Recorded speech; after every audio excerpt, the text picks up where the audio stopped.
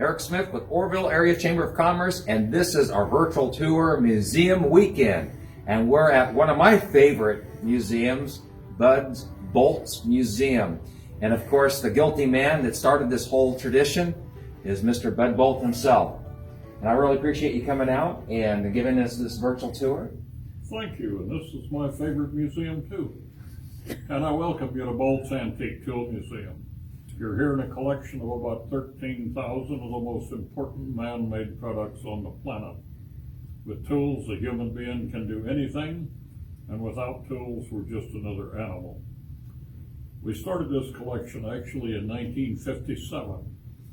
It's hard to believe looking at me now, but I was young once, and when I was, Snap-on Tools sent me to Salt Lake City to manage a new branch they were opening.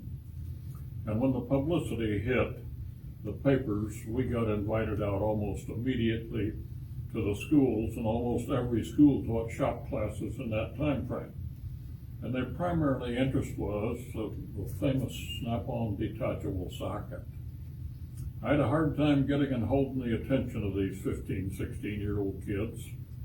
So in Pocatello, Idaho in 1957, I gathered up 6 tools, in which I have on a panel board over here, where the technology was what these kids' dad and grandfathers had to work with, where the socket was permanently attached to the handle. I carried that into the classroom and found that an effective means to get their attention and then make the transition to the detachable socket and the advantages they had of that. And that got me interested.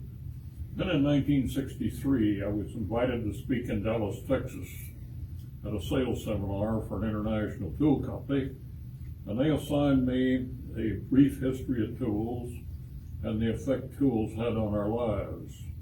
It was that research that really hooked me, because I realized at that point that tools were absolutely the most important man-made product on the planet.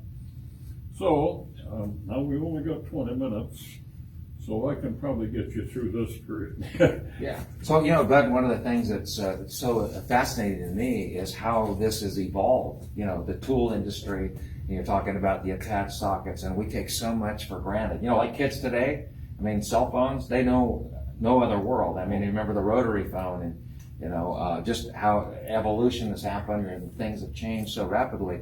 The other thing that I thought was really fascinating was the fact that this is listed in the Smithsonian Institute as probably the largest gathering of hand tools maybe in the world, and right here in Oroville, California. And so you've just done a phenomenal, I think, a service to Oroville and to humanity in really cataloging this and bringing this all together under one roof.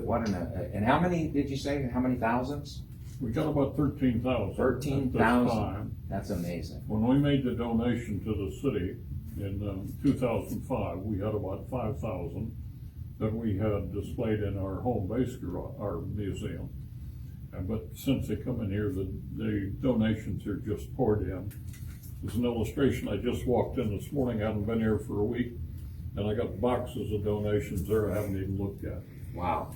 Anyway. And the other thing, just real quick, is that when you can look at a tool, and I just see a piece of metal that looks interesting, but you're able to say, that's how this was used. And that is just an incredible, I think, thing to bring, all that history together. And you are really just a walking expert. And it's fascinating. You could spend hours with this man. Well, I'm just lucky to be walking. Anyway. Looks like a fence stretcher, but I'm not sure of that. Uh-huh. But, okay, do you want to start over here then? Yes, yeah, lead the way. Okay, we start out our first display with blacksmith tools, with honoring the blacksmith, because that was a world tool maker for 2,200 years.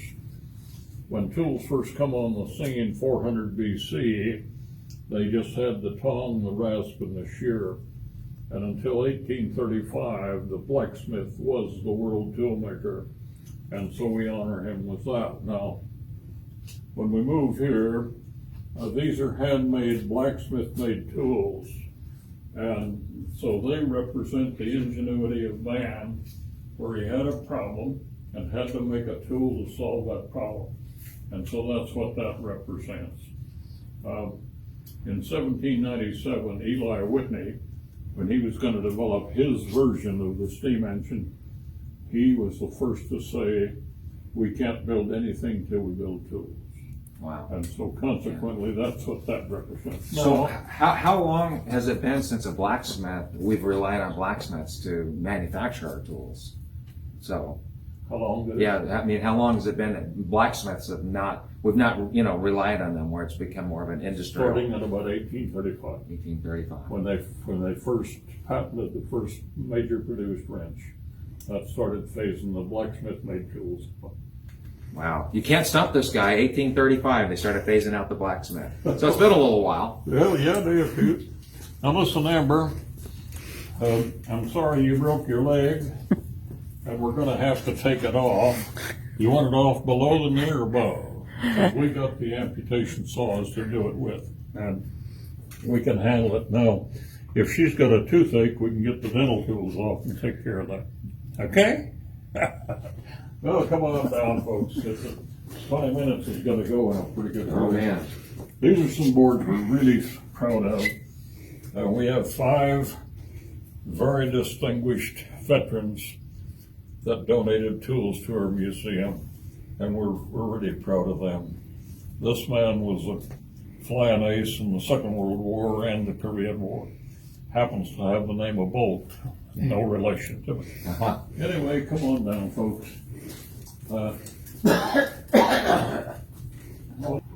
Farm implement tools. And in this book, we have the history of each of those companies. When they started, when they went out, who they merged with, etc. Wow. There was about 800 companies that marked and identified a tool for their machine, and we only have about 300 or 400. Over here we have the railroad tools, and that created the first major market for tools was the railroad, and the dominating tool was the monkey wrench until 1871 when they designed the alligator wrench. And so those, we have about 115 or 120 rail lines represented here, but there was over 220 known rail lines. So we've got a long ways to go there. Wow. Well, come on down. Like I say, You gotta eat your Wheaties to work this wrench. yeah, That well, thing is- that's an interesting tool. On the early box cars, there was 2 sizes of box cars, and at each corner they had a great big heavy-duty coil spring that was like a shock absorber. And the bolt that went through that, this fit the nuts on them various bolt heads, and that's what tightened and loosened them. And that was a great tool to pull the railroad spikes with. Wow. Anyway, come on over. I want to be sure and cover the famous monkey wrench. Now, at the peak of production, about 1920, there was 400 different companies making monkey wrenches. Wow. We could only find the production figures on 7. They were making over 4 million monkey wrenches a year. So if you can imagine, we had 393 more companies making monkey wrenches. That was the tool that changed the world. The most important single man-made product ever made. Consider now that we're in the late 1700s, early 1800s, and we're trying to be an industrialized nation. Well, to have industry, industrialized nation, we had to have industry. To industry, we couldn't build until we had machines. We couldn't build machines until we had tools to build them with. And the monkey wrench made it possible to start mass producing machines. So, again, the most absolutely important single man-made product ever made. Changed the world. Well, come on down. And one thing you'll notice here in the early toolkit was a monkey wrench. The thing that's amazing too is that you've been able to catalog and identify every single piece in this museum. Yes, And that is just This fascinating. book, grab that book, would you? Sure. Eric. Okay, let's turn to board 2. Should be about the first one. Okay, if we look on board 2 over here, let's take a look, number 12 on board Number 2. 12, okay. Okay, Wrestling, that's the brand. there it is, yeah. That's the year it was patented. And so, and we have all this information in these books for the benefit of the visitor. We also have it in our computer database. So if you went to our computer database and wanted to know, do we have a Russell Ranch, you would type in Russell, it would tell you that it's in Area C, Board 2, Item 12. There it is. So, my grandfather, I inherited some tools from him, and I know I could bring that down here, because I'm like, Grandpa, well, he's passed on. I have no idea. You could bring that tool down here, or something you got from a family member, and more than likely, you're gonna be able to figure out what it was. Yeah, well, and we get into that all the time. Uh-huh. We hear from people all over the world. Another really important wrench was the pipe wrench. And that's a display, and we have a lot of them down here. The interesting thing about that, I didn't know that it was called a pipe wrench until I went in the Marines in 1946. Back where we were, you referred to it as a Stilson. I had no idea why until we got into the tools minute. Well, it turns out that Stilson was a machinist for Walworth Machine in 1865, and he developed and patented the first pipe wrench. Almost the same design they use today. He didn't have the resources or the ability to make it and market it, so he went to his boss, Walworth, and offered to sell him that patent for $1,500. And that was a lot of money, 1865 or 1869 by now. So Walworth said, no, let's make it and sell it, and we'll pay you a royalty. When he cut him his last check, it had exceeded $67,000. So if you can imagine, at some point in time, he's cashing a check for $30,000, and he's saying, I would have sold that for $1,500. Yep. On the other hand, when Walworth wrote the check, he might have thought I could have bought that for $50. Anyway, an extremely important piece of history. Well, So a pipe wrench is actually a Stilson originally. we better move along. That's amazing. Time will run out. So come on around. These are still more of the farm implement. And then over here we've got, as you can see, aircraft, gas line pliers, or tools, valve tools, weaponry, roofing, miners. So try to get it in categories. Here's an interesting fire department. Over here, we have a display of the alligator wrench. That was handmade in 1855. Was patented in 1871. We don't have any idea how many hundred different companies made them. And so up as late as 1906, the monkey wrench and the alligator wrench were really the only two wrenches available. And so then, of course, this was phased out, obsolete by the Second World War. As so was the monkey wrench. Anyway, come on down. All right. You mentioned up there a while ago that most kids wouldn't know. And this is a little stand we have for our little kids where they actually use a tool. And it's amazing how many have never had a wrench in their hand. They wouldn't know a combination wrench from a pair of pliers. And then for the real little ones, we have them dig them out of the sandbox and put them out on that board and match them up. And they love it. That's great. So if you got kids, bring them on down and give them an experience. Well, how are we doing time-wise? We're doing good. Yeah, we got a few more minutes. 2 more? Got a few more minutes. Okay, well, come on around. This is a great display of international harvester tools, all donated by one man. He brought them up, delivered them, and set them up here for us. Then over here, we've got a great display of barbed wire. And these are the two gentlemen that donated it. both of them great Second World War heroes.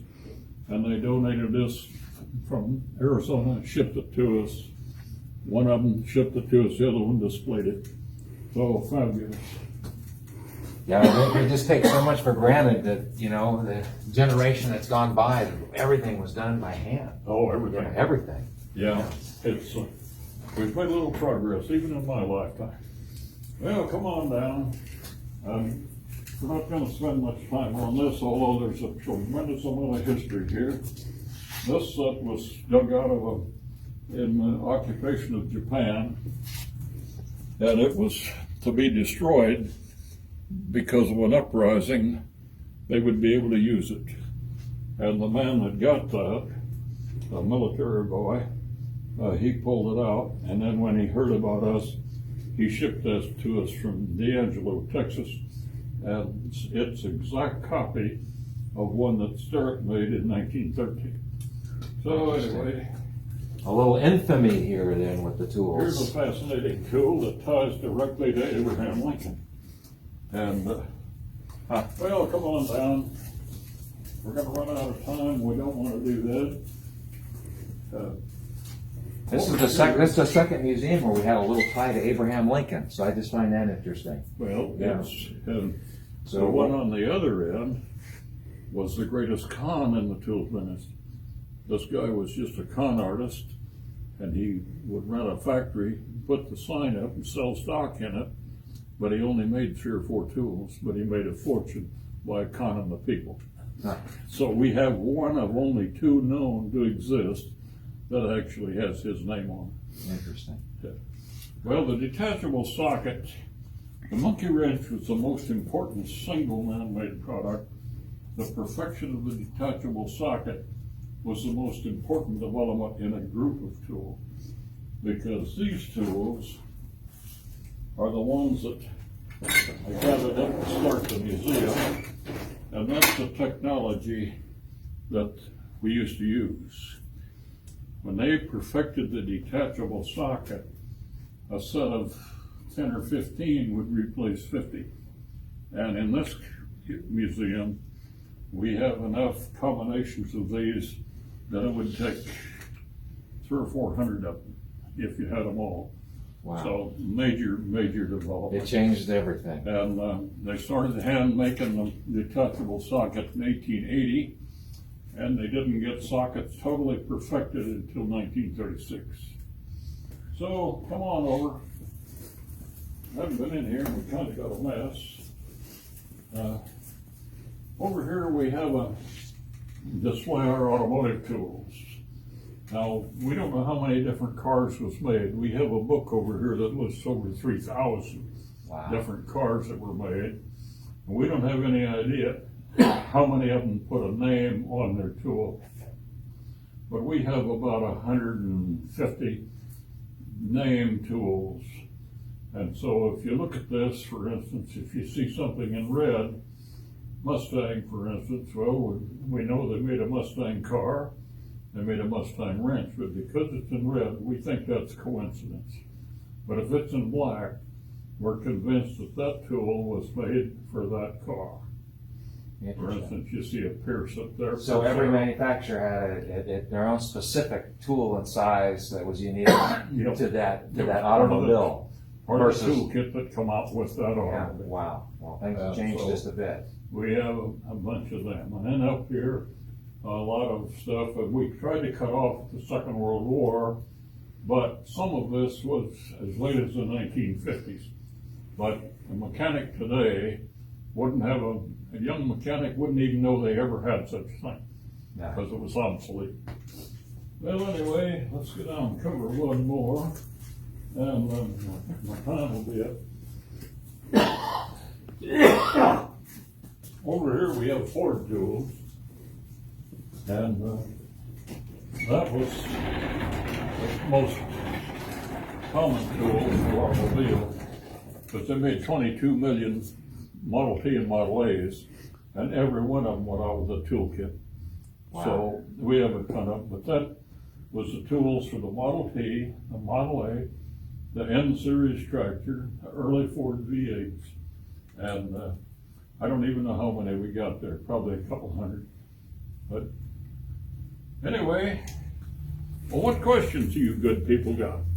So, well, you know what? I think we're just about at the end of our video, and I got a million questions, and I'm sure everyone out there watching us virtually has a million questions. And if you want an answer, this is the place to get it. If it's about a tool, so this has been fascinating. But I really appreciate you taking the time out, and I know you're really wanting to get this place back open. You know, of course, with COVID, that's why we're trying to keep our social distancing here.